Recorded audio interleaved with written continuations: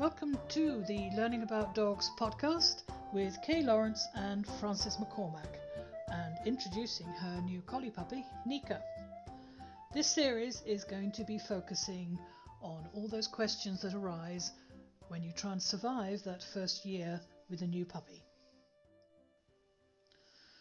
Lovely. So on our last recording, we introduced you to Nika, which is Frances's new puppy, and why she chose her and where she got her from, where her name come from.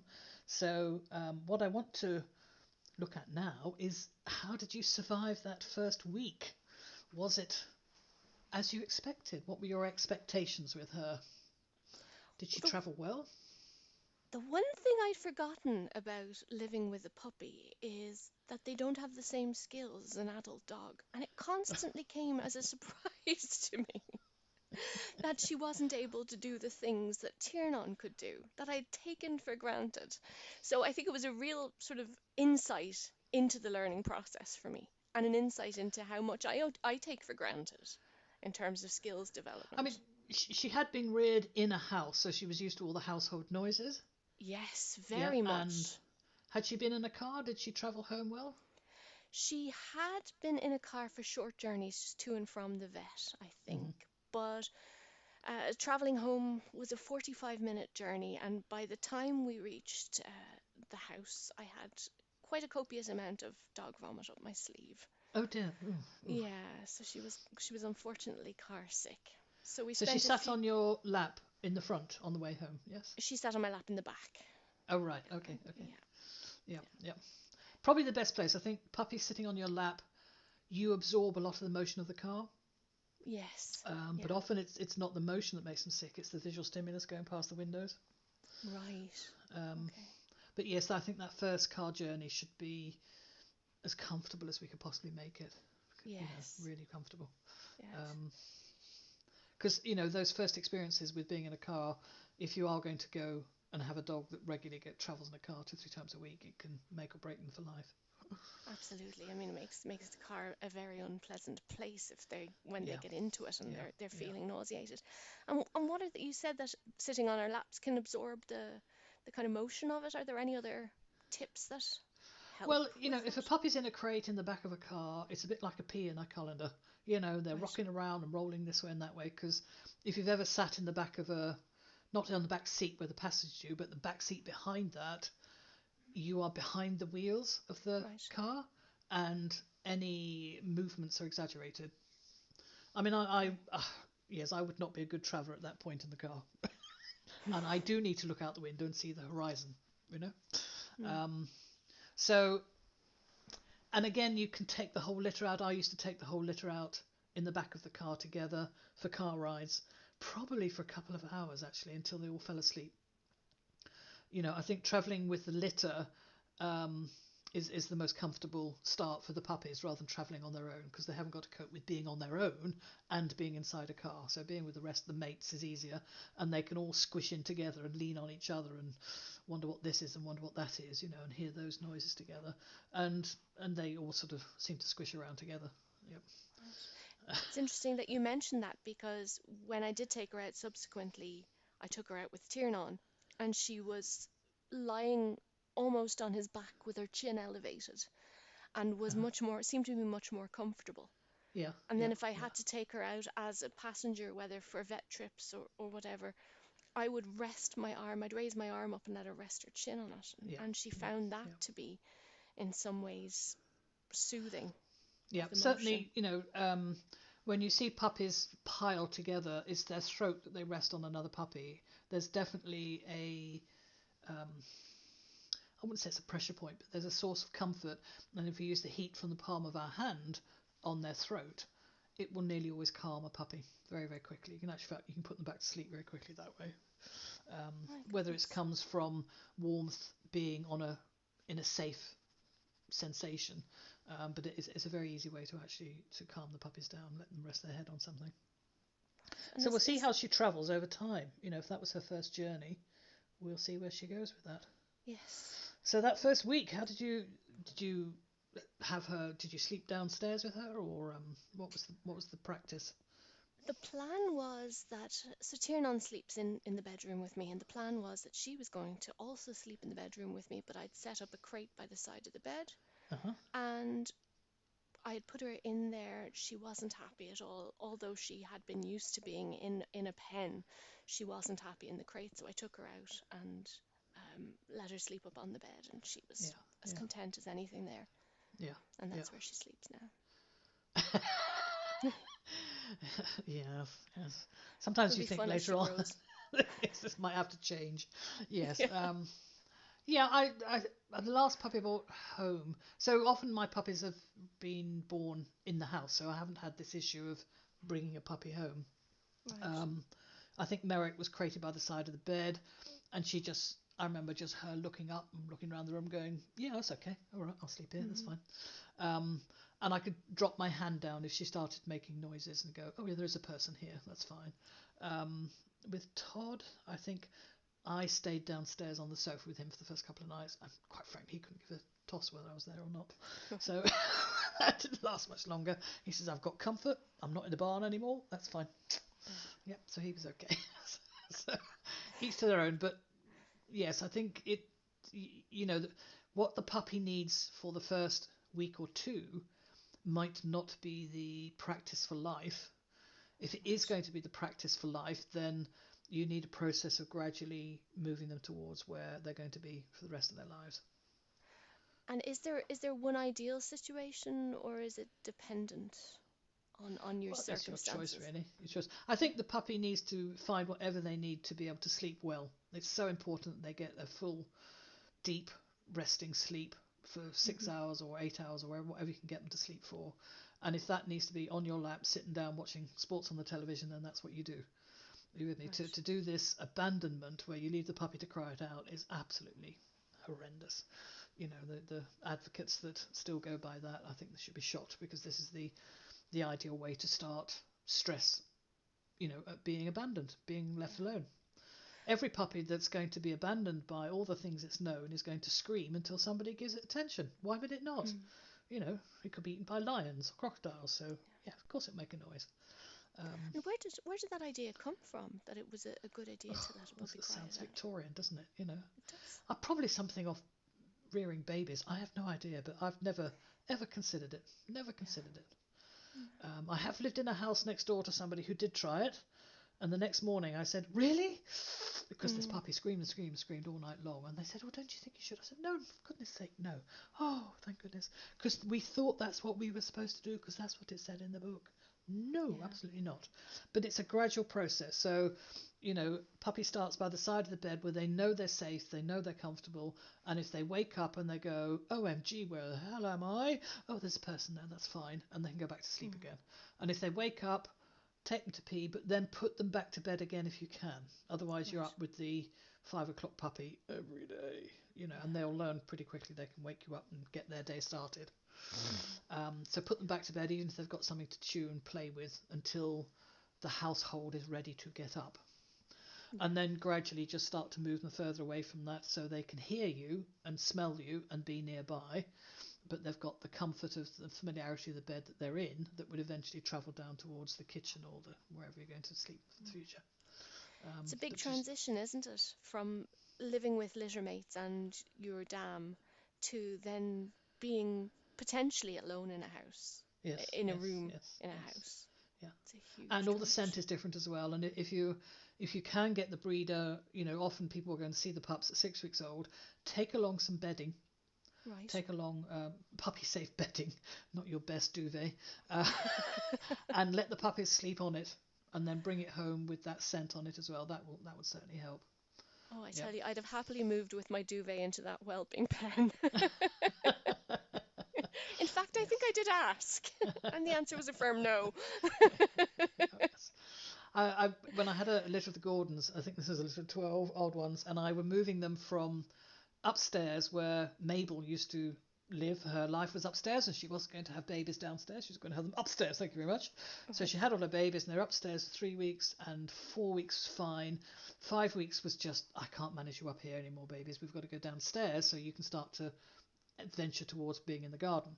And I had converted a garage into sort of like an indoor area for the dogs. Mm. And I had an old or a nice sort of small mattress on the floor. And of course, the first day I took them down there, she was busily picking them up and taking them back upstairs as I was taking them downstairs. It was an adventure.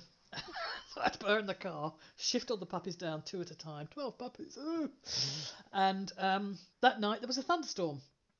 So I got dressed and went down and sat with the puppies. And I remember sitting on this mattress with my back against the wall and having 12 Gordon setter puppies curled up on me with a blanket over all of us while the thunderstorm was going on. And it was just a heavenly moment.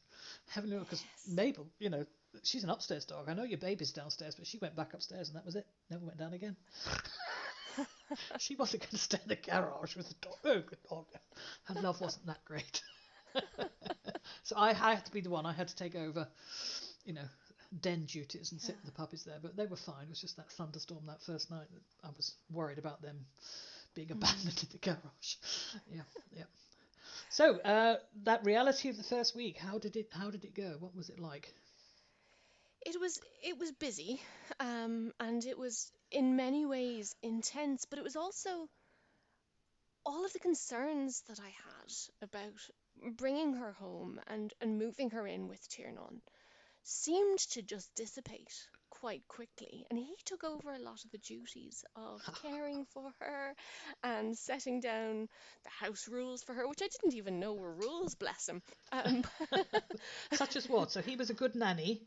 he was a very good nanny. You're not to chew that thing. Oh, That's right. not a chewable Okay. object. So I have some boxes of craft stuff on the living room shelves, and they immediately were attractive to her teeth. And he gave her quite a stern telling off, not to do Oh, that. yeah, Pushed her yeah. with his nose, and yeah, out of the way there, and a bit of a bark. And that was it. So there were little instances where I saw him actually educating her about how So how things did should you be. introduce them? Presumably you didn't just dump her on the floor and let's have at it. No. So we put Tiernan into the garden while we brought her into the house and put her in we had a large pen set up in the living room. And he came in from the garden. I'd put the pen up actually the day before, or maybe it was 2 days before, just so he could Uh-huh. get used to it being Yeah, there. good He idea. came Yeah. in from the garden and pottered around for a bit in the living room and eventually noticed that there was a puppy. And there was, it was almost a cartoonish moment where his head and his shoulders raised, and you could see him sort of just take her in for a second. And they were both walking up and down either side of the pen, and there were some whimpers from each of them.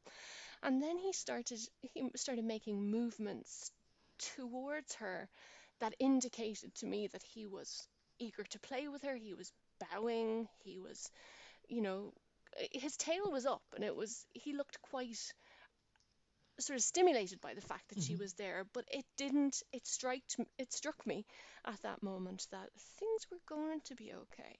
Yeah, yeah, yeah. Um, And of course she was used to having an adult dog to be around. Her mother was still with them when Well, you saw she them. was with her mother, and I think there were six other dogs in the house, so she was Oh, very, right. and one Yeah, of whom yeah, loved the puppies, so she yeah, was very yeah. well used to other dogs. So I she was think that's an totally important unfazed. element. Our not so much is the adult dog used to being with a puppy, which is unlikely unless they've been around a breeder that brings puppies into the house. But is the Mm. puppy aware that something bigger is not just a giant puppy?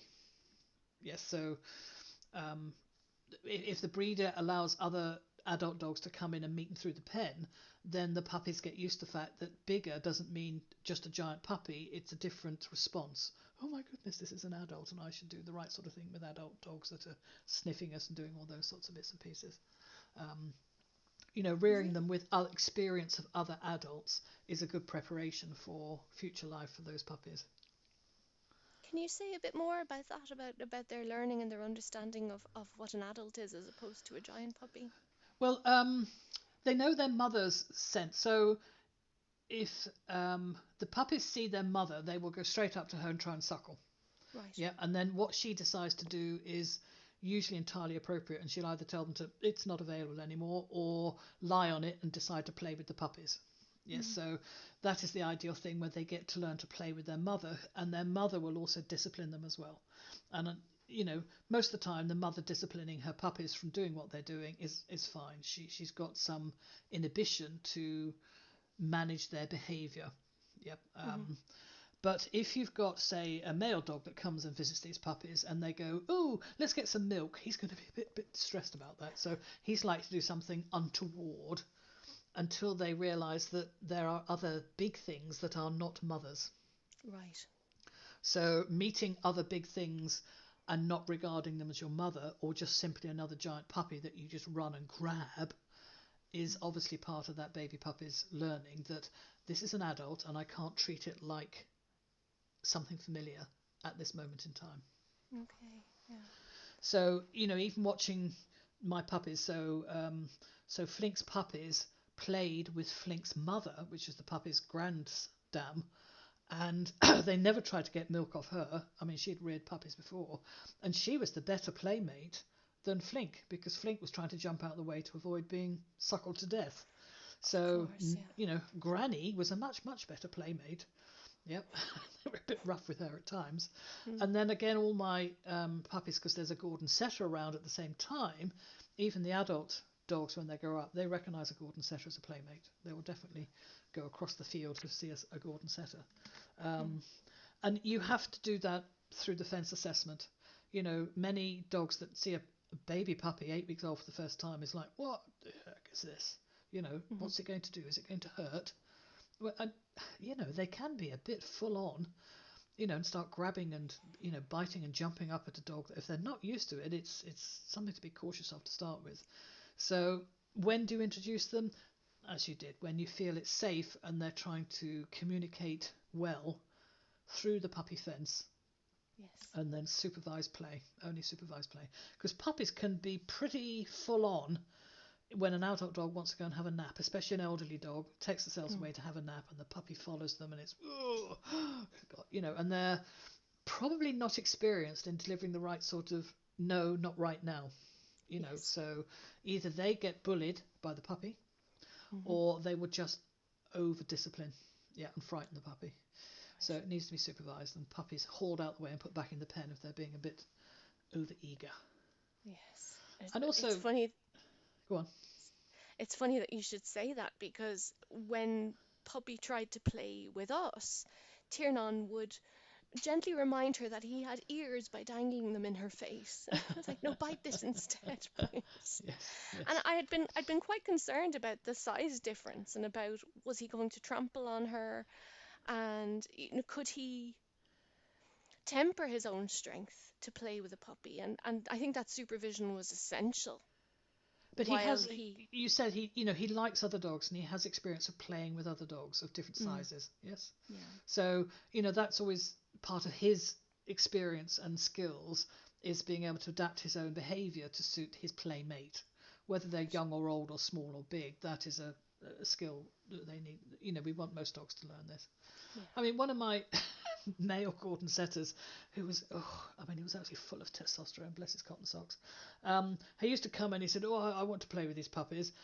But they stimulated in him, first of all, he had to pee on them so that everybody knew they were his puppies.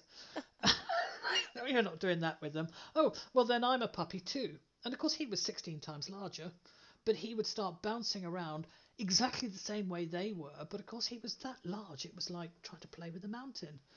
So I could never let him play with them because he couldn't regulate his own enthusiasm to be a puppy again. But I have absolutely had other Gordon Setters that would lie on the floor and let these puppies drag them across the floor by their ears. And it's like, so some adult dogs make wonderful nannies, and some, they're like people, they're fine when the child can have a conversation, but please don't give me a baby. Yes, and so you might have to wait until they're a bit older before they can be comfortable playing with them full on. Yes, so there's no hard and fast rules. There's no easy way to do this. You have to gauge it as it goes. And in terms of supervising that play, what should people be looking out for? Anything that looks like it's going to get a bit out of control. Mm-hmm. So either the adult starts to get overexcited, or the puppy gets overexcited. Yes, because that's like, okay, let's go and divert this and go and do something else instead. having a toy that the two of them can use to play with in the early, hours that they get to go together, that again will stop them using each other as toys. Mm-hmm. So the puppy is going to use the adult's body parts as things to bite on. And again, the adult dog will tend to use the puppy as a toy and see what they can do with it. So having a range of toys that they can do together, pull, tug, throw, and toss around, that's probably an introductory way to actually learn to play with each other. Supervision always though, supervision. And you mentioned bullying, maybe the puppy bullying the adult. What would that look like precisely? Well, those teeth bloody well hurt. Yes, and Mm. so if a dog is, and often the puppies are, so the first week they come off the litter, their survival instinct to something touching them is turn around and bite, because whatever's touching you is likely to bite you and it's going to hurt. That sounds familiar. So within the litter, I've seen one puppy try and separate the willy of another puppy. You with me? It's like I'm biting on that willy. I'm going, oh my God, that's got to hurt. And the puppy that's being torn apart is screaming and screaming and screaming. Yep. And does the other one care? Not the slightest. The noise I have to come in, or mother will come and go, this is not on, whatever's going on here, have some milk, blah, blah, blah. Okay. Now the puppy that got taken down, next time they're not paying attention, yes, and they feel another puppy's teeth on them, they're going to spin round and go for a, you dare get on me, I'll get on you first. So you end up with a lot of bickering, and they have a very strong reflex of, if they feel a hand coming down to touch them or pick them up, they'll turn around and go, don't you bite me. Yes, Mm-hmm. and that probably takes a week or 10 days to fade, because they're like hypersensitive to all that physical contact. Just from living with if a litter of puppies of 6 puppies, each puppy is living with 5 other crocodiles. Right. So they're a little sensitive to, it hurts, and it doesn't matter how much fur they've got furless parts as well. Now, if those puppy teeth get on an adult dog, and the adult dog goes, good God, this hurts, feet, legs, they'll bite any part of it, because their bite inhibition is not very good at that age, then the adult dog can just go, I need to get out of the way of this. And, if they've got a sofa they can jump on to get out of the way of the puppy, it's usually the puppy that will be chasing the adult. Okay, so I think we'll leave that first week's survival at that point, but it certainly needs a week's dedication from everybody in the house to get through it. Thank you for listening. We shall be following Nika's first year through the podcasts. If you would like to learn more, please have a wander around our website, learningaboutdogs.com. We have many articles and lots of courses that you can explore. We also have Facebook pages, which is Kay Lawrence and Learning About Dogs. So if you have any questions on first year topics, or anything else you'd like us to focus on, please use the Facebook pages and ask. See you next time.